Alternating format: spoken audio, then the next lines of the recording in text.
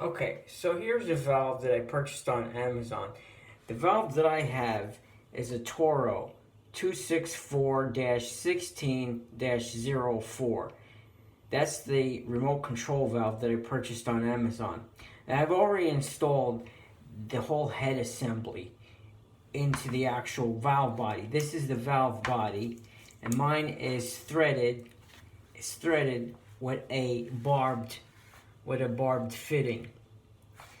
So again, the valve that I actually have in my control box is a 264-16-04.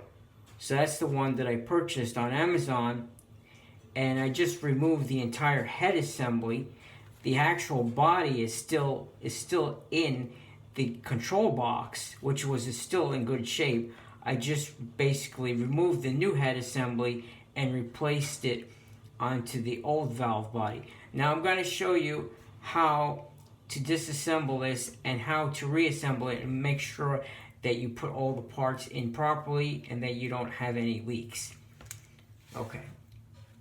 So to take this head assembly apart, you're going to need a Phillips number 2 screwdriver. And here's your valve head. So you want to remove these screws. You don't want to use a power drill or electric screwdriver to reinstall it because you can easily strip out the threads. This whole entire body is plastic, so it's better if you do this manually.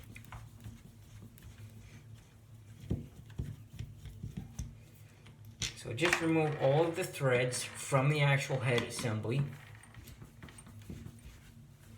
all the screws from the head assembly.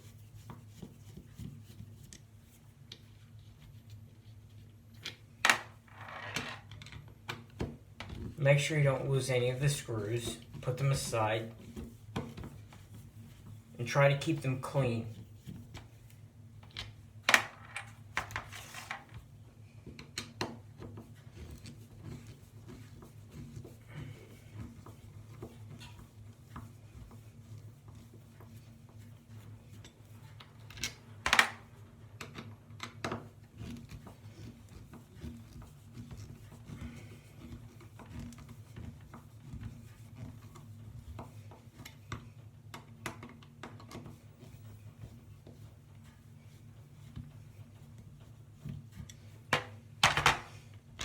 Okay, so those are all the screws. You have 1, 2, 3, 4, 5, 6. 6 screws for the head assembly. Now you have to take off the 2 screws for the solenoid valve. So, let's get these screws out of the way. And remove this screw. Now be careful when you are removing the solenoid screws because you have a spring and a plunger inside of the solenoid valve, and you don't want to lose any of the parts. And I'll show you that in a minute. Here's the other screw for the solenoid valve. And you want to probably hold this in place where your thumb or one of your fingers hold this head down, this solenoid down, while you remove the last screw.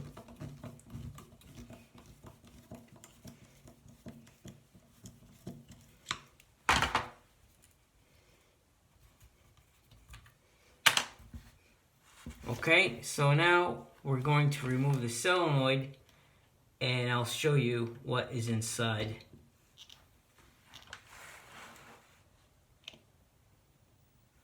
Okay. So let me move the valve body out of the way and I'll show you the solenoid. Here we have a O-ring. Here's an O-ring. And then we have the piston. This is the piston, and you'll notice that the bottom of the piston that faces downward, that has a flat side to it. And the part of the piston that faces inside the valve that has a pointed section to it. Okay, and inside the valve, we have a spring.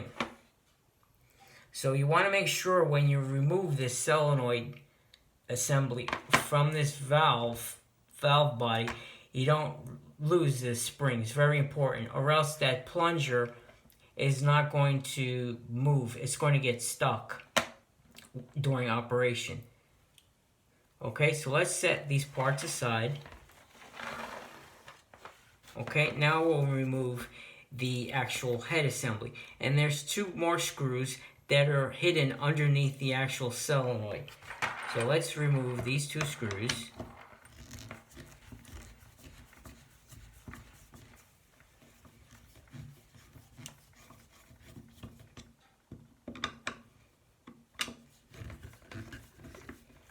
And again, keep one finger holding the head assembly so that it just doesn't pop off, because there's a spring inside there. Okay, remove these two screws. Okay, now carefully remove the head assembly, and you can see that there's a spring. And you have a larger part of the spring that faces inside the head assembly. And the smaller portion of this spring is going to face on the actual diaphragm. So here's your head assembly with your spring. Let's put this aside. And then you have your diaphragm. It's a rubber diaphragm that comes right out. And you want to inspect it. Make sure that there aren't any tears in it. This is the old one. I've already placed, so you can see that there's a tear. There's a tear right in here. And this would contribute to a leaky valve. So this has a tear in it. So you want to put a brand new diaphragm. That would come with a new head assembly.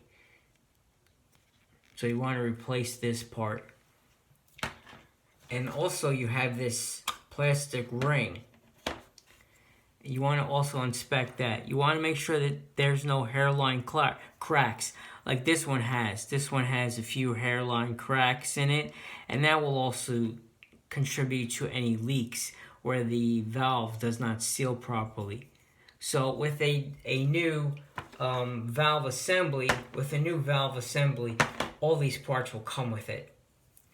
So now we're going to, let's take this label off because it keeps falling off. Now we're going to reassemble the whole assembly. So if you're in the actual box outside, you'll take these parts. First, what you want to do is inspect the actual inside of the valve, and make sure that there's no cracks inside. Make sure it's clean, there's no dirt in there. Then you take the plastic ring, the new one, sit that in firmly.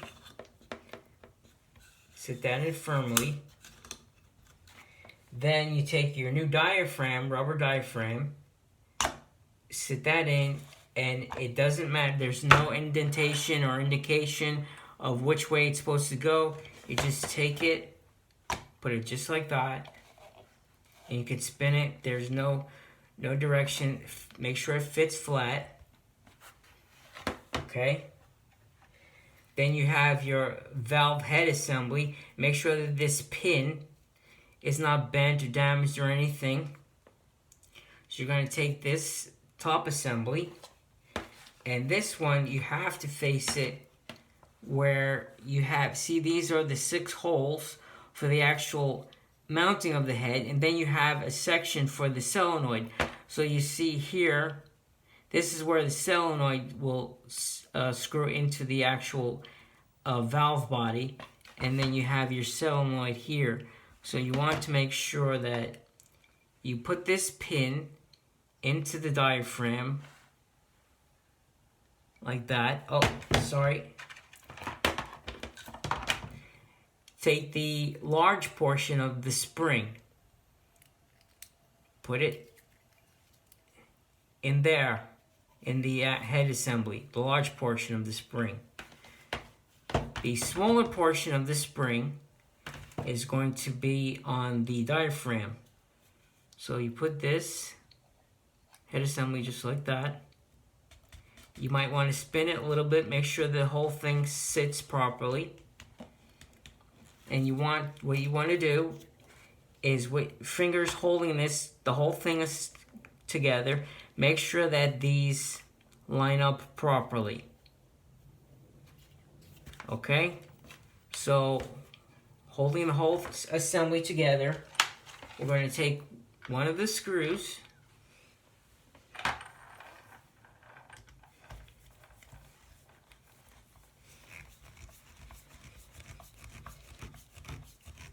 and just screw it down just enough to hold it in place, just for now, and then take another screw,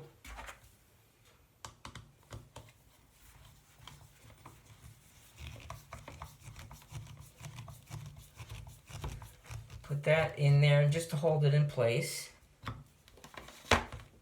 Because it's spring loaded, you don't want it to pop off on you. Then the remaining screws, the longer ones, for my particular assembly, you're going to put them in there. Again, you don't want to use a power drill with too much force because you can easily crack this. This is a plastic valve body. It is not metal.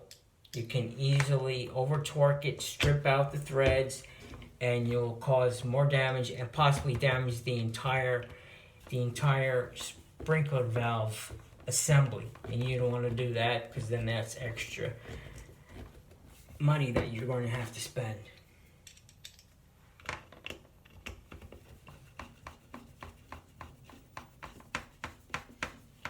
Okay.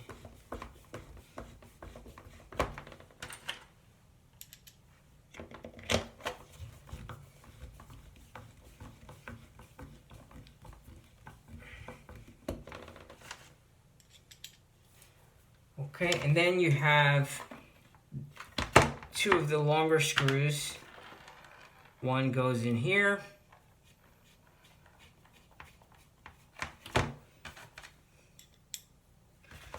The other one goes here.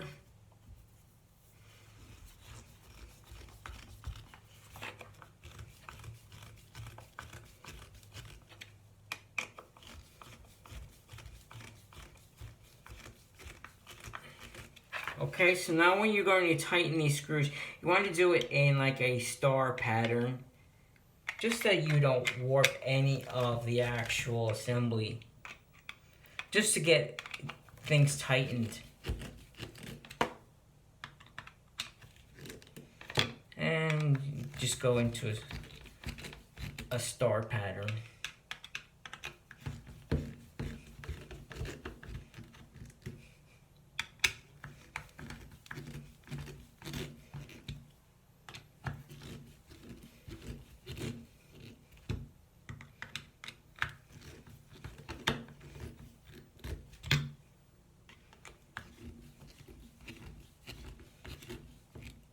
Okay, and once all the screws are in there, then you can go to each one and just snug them down a little bit more.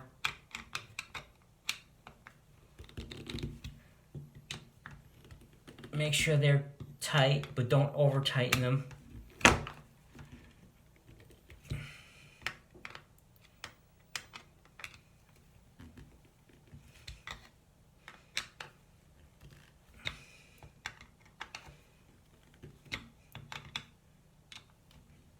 Okay, now we want to reassemble the solenoid. So, remember we had the O-ring. You don't want to use the old one, you want to put the new O-ring. The O-ring sits in this solenoid section, so we're going to put that O-ring right in this valve head. Put it right there. Oh, sorry. Okay, again, here's your solenoid. You're going to take your spring, put this spring inside the solenoid. Then you have your piston. Remember, the pointed part of the piston faces in the valve. So it's going to go inside the valve. Okay, and the flat part faces out, down. Okay, and it should have a spring action to it, like that. Okay, remember the flat part faces out. The pointed part goes in. Okay, so now this part, you see this piston wants to keep falling out. You want to make sure that this flat part fits in just like that. Okay, the label is facing outward. Gonna hold your solenoid and line up the 2 screw holes here and then this side. In my situation, I have 2 shorter screws. Gonna take one of the screws,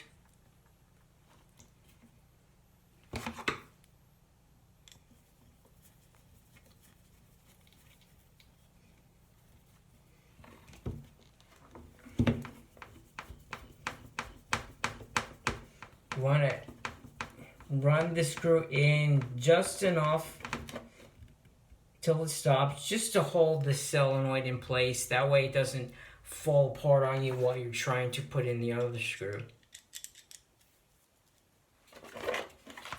Put the other screw on the other side.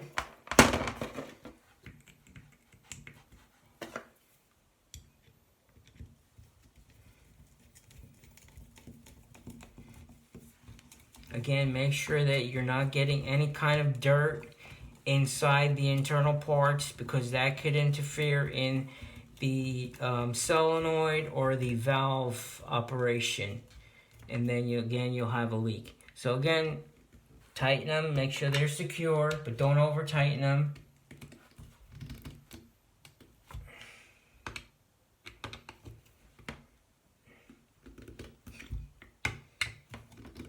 Okay,